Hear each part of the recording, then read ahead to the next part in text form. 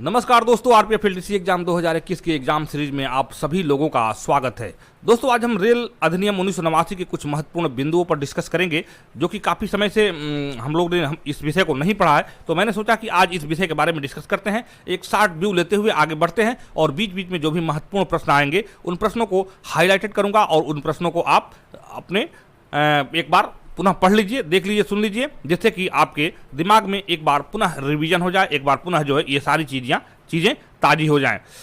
तो देखिए, धारा 2 में परिभाषाओं के बारे में दिया है। रेल अधिनियम 1989 की धारा 2 में परिभाषाओं के बारे में दिया है। दे रहा है इस अधिनियम में जब तक के संदर्भ में अन्यथा अपेक्षित न हो। देखिए 2.1 में दिया है प्राधिकृत। प्राधिकृत से मतलब होता है कि रेल प्रशासन के द्वारा प्राधिकृत या अधिकृत किया गया कोई व्यक्ति या कोई संस्था या किसी प्रकार का कोई अथॉरिटी। दूसरे का 2.1 के क में दे रहा है प्राधिकरण। प्राधिकरण से संबंधित होता है कि धारा 4 क के अधीन गठित रेल भूमि विकास प्राधिकरण से अभिप्रेरित है। रेल भूमि विकास प्राधिकरण जो धारा 4 क के अंतर्गत गठित होती है, तो इसके अंतर्गत जो है ये प्राधिकरण है। तो देखिए, इसमें 3 क्वेश्चन बन सकते हैं। क्वेश्चन नंबर 1 है, पूछ सकता है कि रेल अधिनियम 1989 के किस धारा में प्राधिकृत शब्द का को कहां परिभाषित किया गया है। तो इसका 2.1 में दिया है। और पूछे अगर प्राधिकरण शब्द का से क्या अभिप्रेरित है, तो इसको आप लिख सकते हैं 1.2.1 क में जो है प्राधिकरण से संबंधित दिया है। और पूछ सकते हैं प्राधिकरण जो रेलवे के द्वारा गठित रेल भूमि विकास प्राधिकरण जो है वो किस धारा के अंतर्गत उसका गठन किया जाता है। तो रेल भूमि विकास प्राधिकरण धारा 4 क के अंतर्गत उसका गठन होता है। आते हैं, देखिए दूसरा पॉइंट जो दे रहा है 3 में दावा अभिकरण। दावा अभिकरण से रेल दावा अभिकरण अधिनियम 1987 रेल दावा अभिकरण 1987 का 54 की धारा 3 के अधीन स्थापित रेल दावा अभिकरण अभिप्रेत है। तो देखिए, दावा अभिकरण का मतलब होता है आरसीटी, जिसको बोलते हैं सामान्य भाषा में रेल क्लेम ट्रिब्यूनल। तो आरसीटी का दिया हुआ है, तो ये 3 में है, 2.3 में है। तो ये इंपॉर्टेंट है, इसको आप इंपॉर्टेंट लगा लीजिएगा। प्रश्न इसमें से आ सकता है। अगर प्रश्न पूछ सकते हैं तो प्रश्न माना कि रेल दावा अभिकरण को रेलवे अधिनियम के किस धारा में परिभाषित किया गया है। तो यह हो गया धारा 2.3 हो गया। दूसरे के चौथे में दे रहा है वर्गीकरण। वर्गीकरण से वस्तुओं के वहन के लिए प्रभावित किए जाने वाले रेट को अवधारित करने के प्रयोजन के लिए धारा 31 के अधीन किया गया ऐसी वस्तुओं का वर्गीकरण अभिप्रेत है। वर्गीकरण का मतलब होता है कि जो मतलब किसी वस्तु पर जो रेट लगाया जाता है, जो उसके वहन करने के लिए जो मूल्य लगाया जाता है, तो उसके लिए वस्तुओं का वर्गीकरण किया जाता है कि किस वस्तु के लिए क्या रेट है। उनका क्लासिफिकेशन किया जा सकता है कि किस तरह के वस्तुओं को, जो भड़कने वाली वस्तुएं हैं या जो इस तरह का पेरिशेबल गुड्स हैं, तो उनका सबका अलग अलग रेट होता है। तो उसी के बारे में ये वर्गीकरण से मतलब है। तो धारा 2 के 4 में जो है ये दिया हुआ है वर्गीकरण के बारे में। महत्वपूर्ण यह भी है, इसको आप लिख लीजिएगा। अगले पर चलते हैं। अगला है 6वां, आयुक्त से आप क्या समझते हैं। आयुक्त से धारा 5 के अधीन नियुक्त मुख्य रेल सुरक्षा आयुक्त या रेल सुरक्षा आयुक्त अभिप्रेत है। तो देखिए, धारा 6 जो है ये आयुक्त से संबंधित है। धारा 6 रेल अधिनियम की धारा 6 जो है आयुक्त से संबंधित है। इसमें दे रहा है कि धारा 5 के अधीन नियुक्त रेल सुरक्षा आयुक्त या रेल सुरक्षा आयुक्त अभिप्रेत है। तो आयुक्त का मतलब हो गया रेलवे प्रधान मुख्य सुरक्षा आयुक्त। इसमें इसको आप समझ सकते हैं, प्रधान मुख्य सुरक्षा आयुक्त अभिप्रेत है। देखिए, अगला देखते हैं। अगला है 7वां का क दे रहा है। 7वां में क दे रहा है सक्षम प्राधिकारी।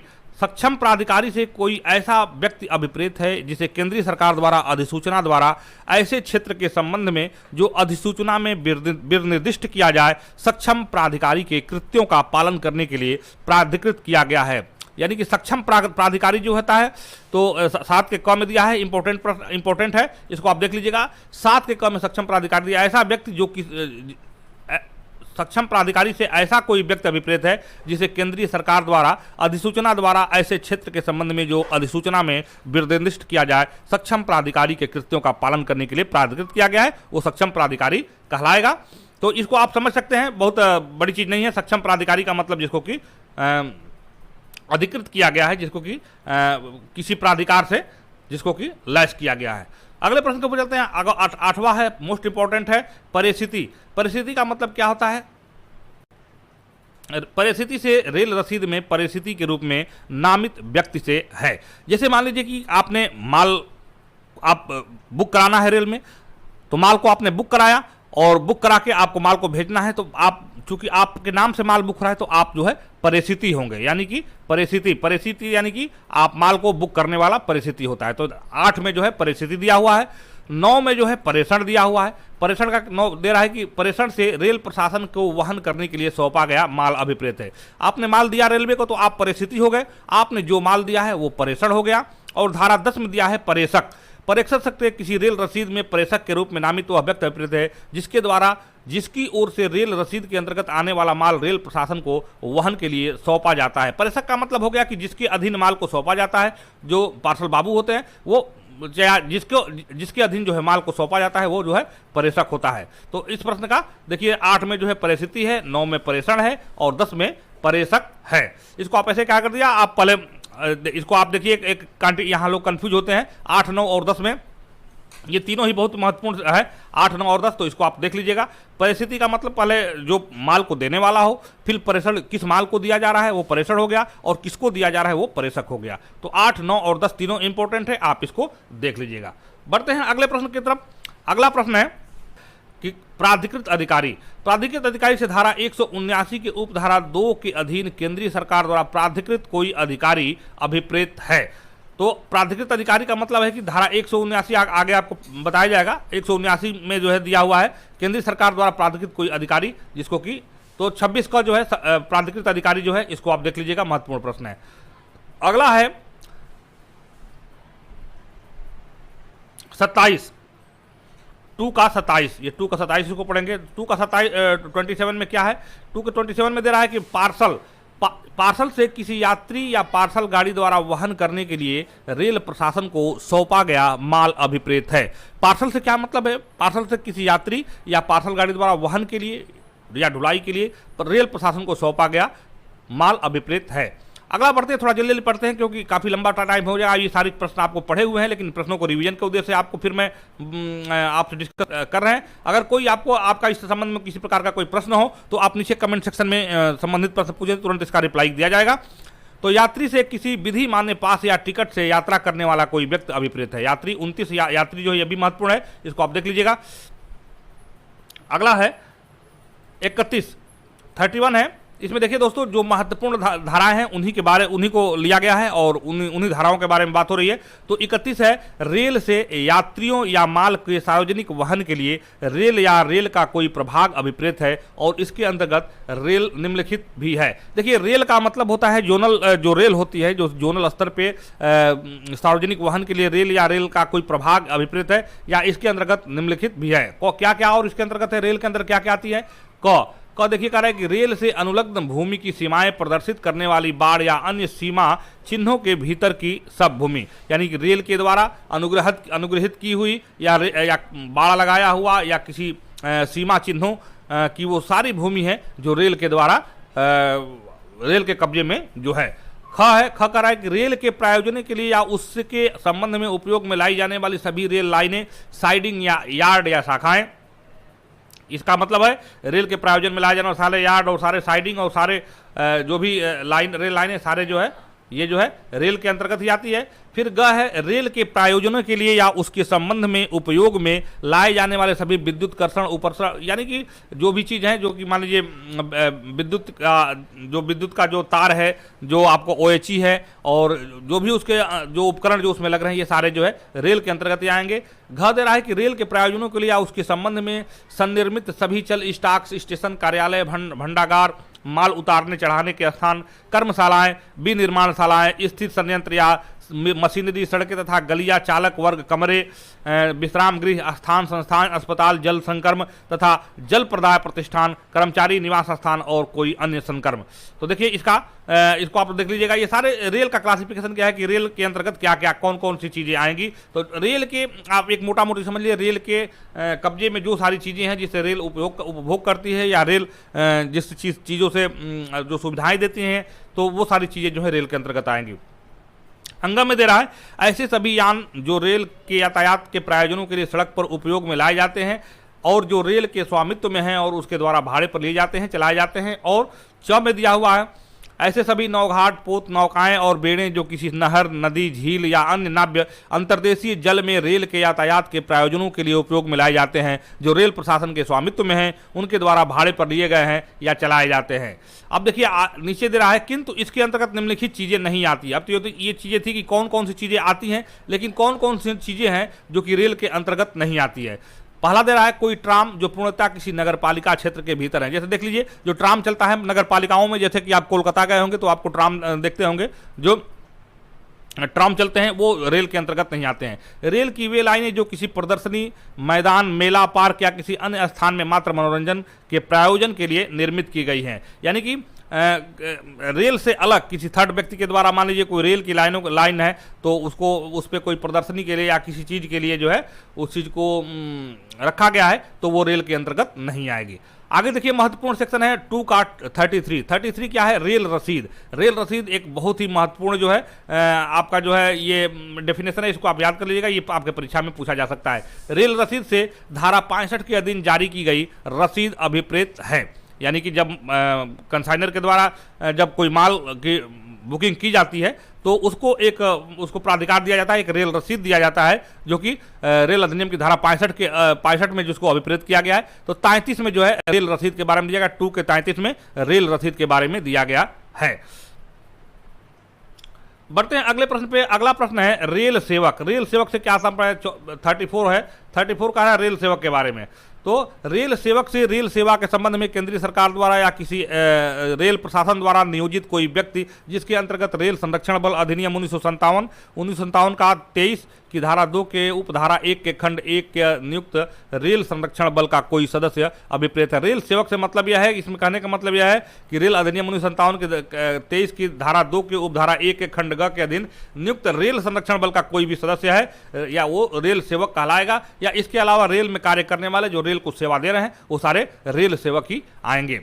अगला प्रश्न है, प्रश्न संख्या 37 है। प्रश्न कहने की सॉरी 2 का 37 जो पॉइंट है 2.37 है, यह है चल स्टॉक।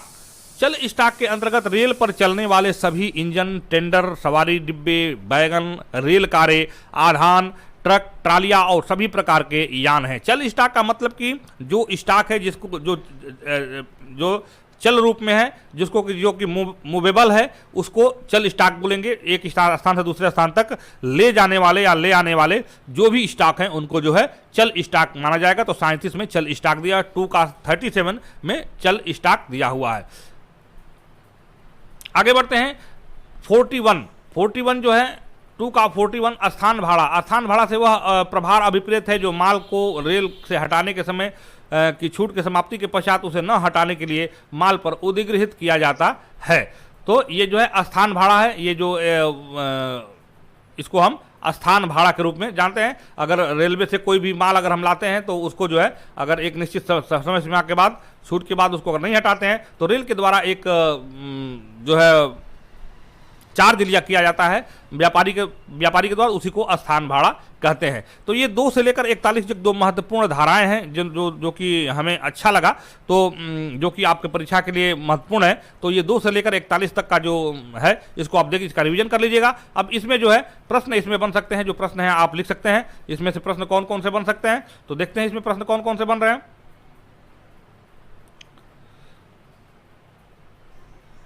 इसमें प्रश्न बना धारा 2 में 2 के 2.1 में प्राधिकृत है, 2.1 के क में प्राधिकरण है।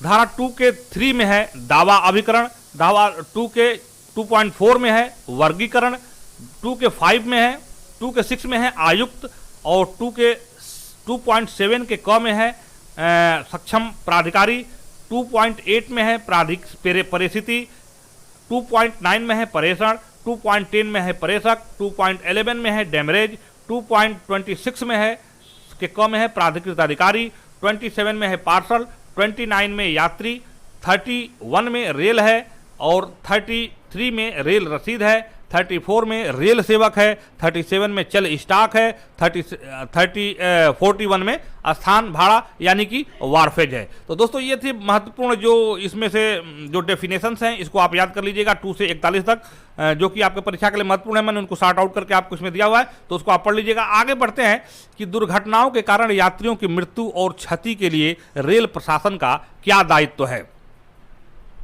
अगर दुर्घटना हो जाती है तो जिसमें यात्रियों की मृत्यु और क्षति होती है, तो उस कंडीशन में रेल प्रशासन का क्या दायित्व है, इसके बारे में पढ़ते हैं। तो धारा 123 में, रेलवे एक्ट की धारा 123 में जो परिभाषाएं दी गई हैं कि इसमें किन किन चीज़ों की क्या परिभाषाएं हैं, तो उसके बारे में हम बात करेंगे। अभी हम परिभाषाएं पढ़े, जो जनरल डेफिनेशंस थे उसको 1 से लेकर और 41 तक जो है हम लोगों ने पढ़ा, 2 से लेकर 41 तक हमने जो पढ़ा। लेकिन आगे पढ़ते हैं कि दुर्घटना की स्थिति में जो अगर यात्रियों की क्षति होती है तो उसके बारे में रेल प्रशासन का क्या दायित्व है।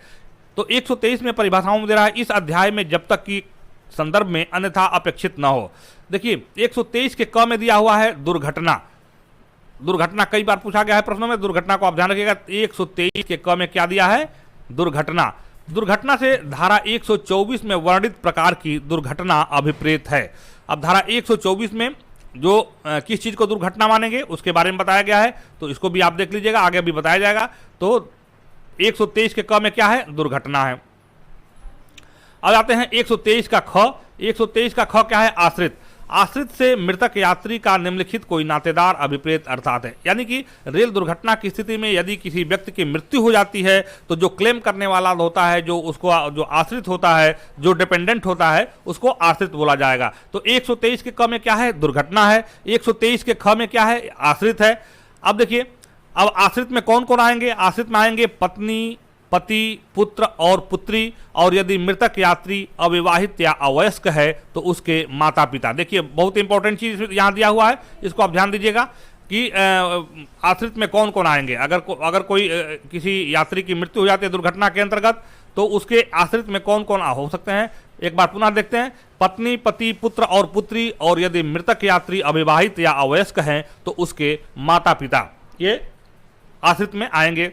दूसरा क्या है, दूसरा और कौन कौन लोग आएंगे, माता पिता, अवयस्क भाई या अविवाहित बहन, बहन, विधवा पुत्रवधू और पूर्व मृत पुत्र की अवयस्क संतान, यदि वह मृतक यात्री पर पूर्ण या आंशिक रूप से आश्रित है। देखिए ये भी है, ये भी आश्रित में आएंगे, इसको आप ध्यान दे दीजिएगा, इसको देखिएगा, इसको पढ़ लीजिएगा।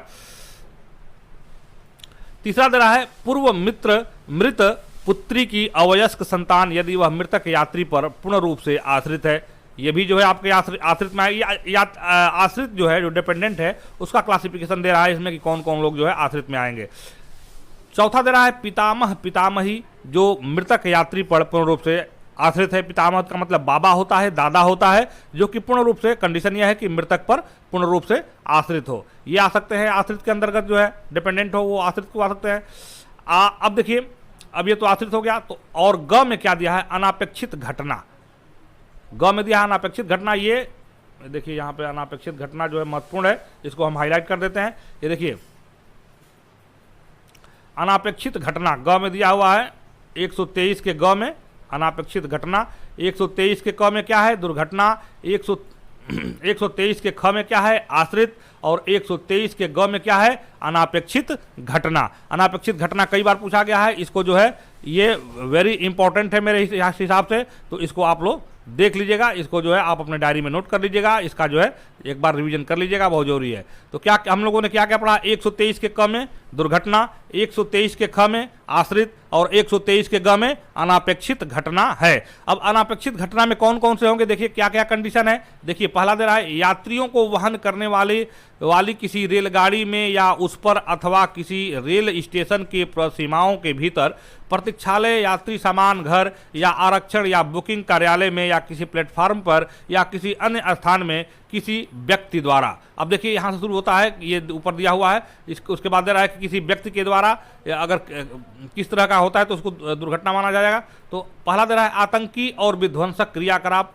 निवारण अधिनियम 1987 का 28 की धारा 3 के उपधारा एक के अर्थ में कोई आतंकवादी कार्य किया जाना, यानी कोई स्टेशन परिसर में या रेल परिसर में कोई आतंकवादी क्रियाकलाप के दौरान यदि कोई मृत्यु होती है तो उसको क्या कहा जाएगा, अनापेक्षित घटना में उसको लिया जाएगा। दूसरा दे रहा है कोई हिंसात्मक आक्रामक किया जाने वाला लूट या डकैती किया जाना, हिंसात्मक आक्रमण या लूट या डकैती इसका मतलब हो गया।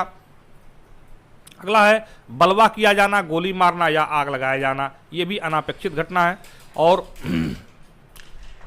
ये भी अनापेक्षित घटना में आ जाएगा। अच्छा, एक कॉमनली सी प्रश्न है कि बहुत लोग पूछते हैं कि यदि यात्रा के दौरान यदि कोई यात्री अगर ट्रेन से गिर जाता है तो क्या वो अनापेक्षित घटना में आएगी। तो देखिए दोस्तों, इसका इसी का क्लैरिफिकेशन है, 2 में दिया हुआ है। इसके 2 में दिया हुआ है, ये जो हम लोगों ने पढ़ा, क में दुर्घटना, ख में आश्रित और ग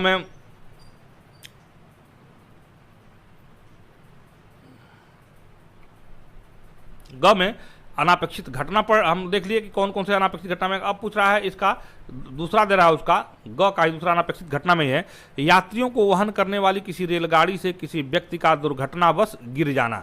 यदि यात्रा के दौरान अगर दुर्घटनावश कोई व्यक्ति गिर जाता है तो क्या अनापेक्षित घटना या उसको जो है अनटुवर्ड इंसिडेंट में उसको माना जाएगा। तो ये चीज़ जो है इसमें माना जाएगा। देखिए, यदि कोई व्यक्ति गिर जाता है तो अनापेक्षित घटना उसको माना जाएगा, यदि कोई व्यक्ति जो है ट्रेन से यात्रा के दौरान गिर जाता है तो।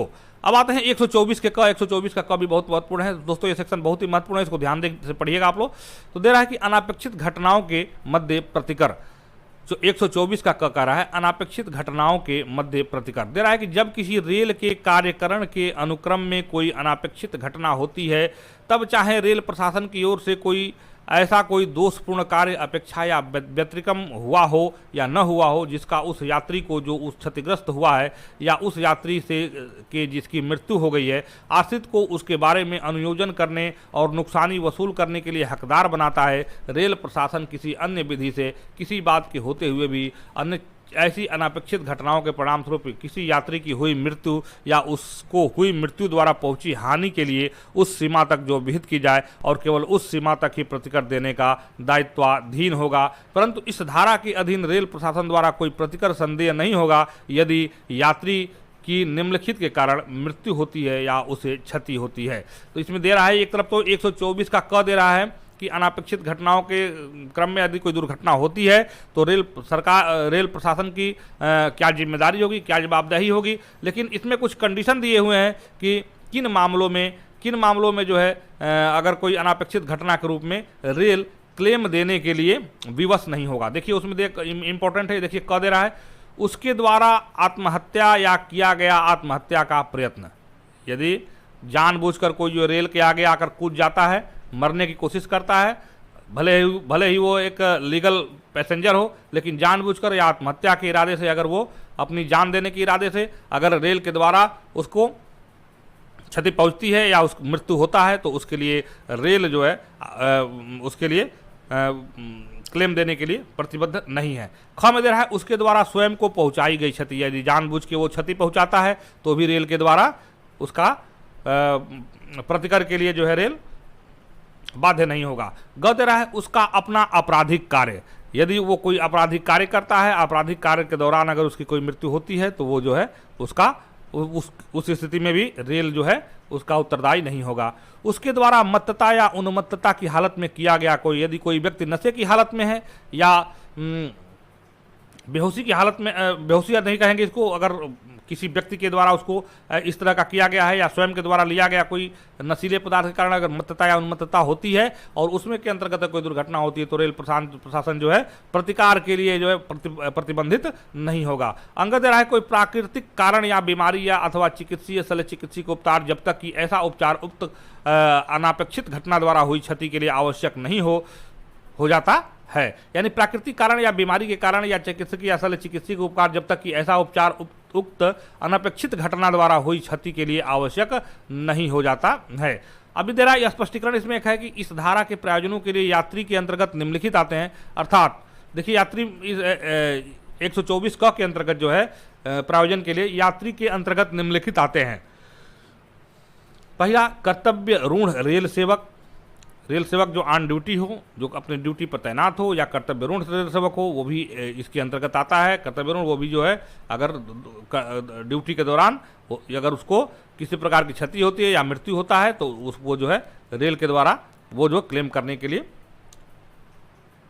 कर सकता है। दूसरा रहा कोई ऐसा व्यक्ति जिसने यात्रियों का वहन करने वाली किसी रेलगाड़ी द्वारा किसी तारीख को यात्रा करने के लिए कोई विधि मान्य टिकट या कोई विधि मान्य प्लेटफॉर्म टिकट क्रय किया हो और वह किसी भी अनापेक्षित घटना का शिकार किया जाता है। यानी लीगल पैसेंजर है जो कि उसमें जो है टिकट खरीदा हुआ है लीगली रूप से, और जो उसके लिए और जो है अगर उसके कोई अनापेक्षित घटना उसका घटित हो जाती है तो रेल के द्वारा प्रतिकार दिए जाएंगे। तो दोस्तों ये महत्वपूर्ण कुछ टॉपिक थे जिस पे चर्चा किया गया। ये अगर आपको पसंद आएगा और अगर आप कहेंगे तो आगे भी हम इस तरह के वीडियो बनाएंगे। फिलहाल आज मेरे पास समय नहीं था, इसके लिए मैंने सोचा कि क्यों ना आपसे कुछ चर्चा किया जाए विषय के बारे में। और मैं इसका 2 भी बनाऊंगा, तो इसमें जो है हम शास्तियाँ और अपराध के बारे में पढ़ेंगे, जो कि हमारे आरपीएफ के लिए बहुत ही महत्वपूर्ण है। तो अगले वीडियो में हम शास्ति और अपराध के बारे में पढ़ेंगे कि कौन कौन से अपराध हैं और उनके लिए क्या क्या सजाएं हैं, तो उसके बारे में पढ़ेंगे। आपको एक दिखला देते हैं, ये इस तरह के जो है ये सारे जो है होंगे और उसको हम अगले वीडियो में पढ़ेंगे और जो भी प्रश्न बनेंगे उसके बारे में डिस्कस करेंगे।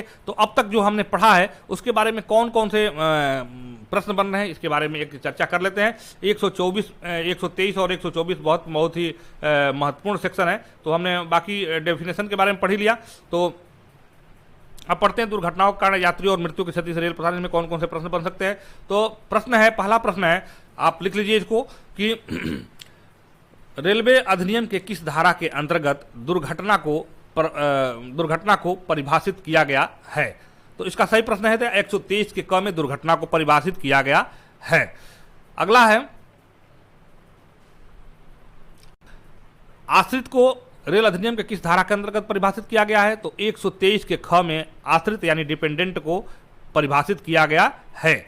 अब इसमें देखिए क्लासिफिकेशन जो दिया हुआ है, कौन कौन से लोग आश्रित हो सकते हैं और अनापेक्षित घटना को किस धारा में परिभाषित किया गया है। तो 123 के ग में जो है अनापेक्षित घटना को परिभाषित किया गया है, 123 के ग में। अब आते हैं 123 के ग में जो है अब अनापेक्षित घटना कौन कौन है इसके बारे में पढ़ा दिया गया, इसको आप देख लीजिएगा। 124 में आते हैं, इसमें कह रहे हैं कि किसी अनापेक्षित घटना के लिए रेलवे का उत्तरदायित्व किस धारा के अंतर्गत निर्धारित किया गया है। तो 124 क के अंतर्गत जो है रेलवे का उत्तरदायित्व निर्धारित किया गया है। यदि कोई व्यक्ति आत्महत्या के इरादे से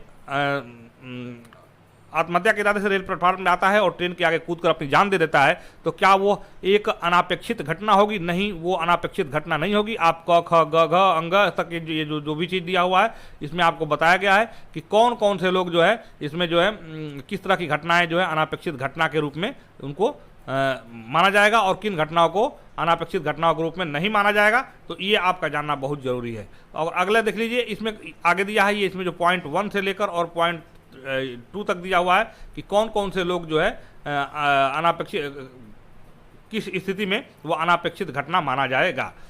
अब आगे जो है हम लोग अगले इसके में पढ़ेंगे जो है शास्तिया और अपराध, तो इसके बारे में हम कल बात करेंगे। तो दोस्तों आज के लिए बस इतना ही, अगले वीडियो में आपसे मिलते हैं फिर नए सब्जेक्ट पर और नए सब्जेक्ट के साथ।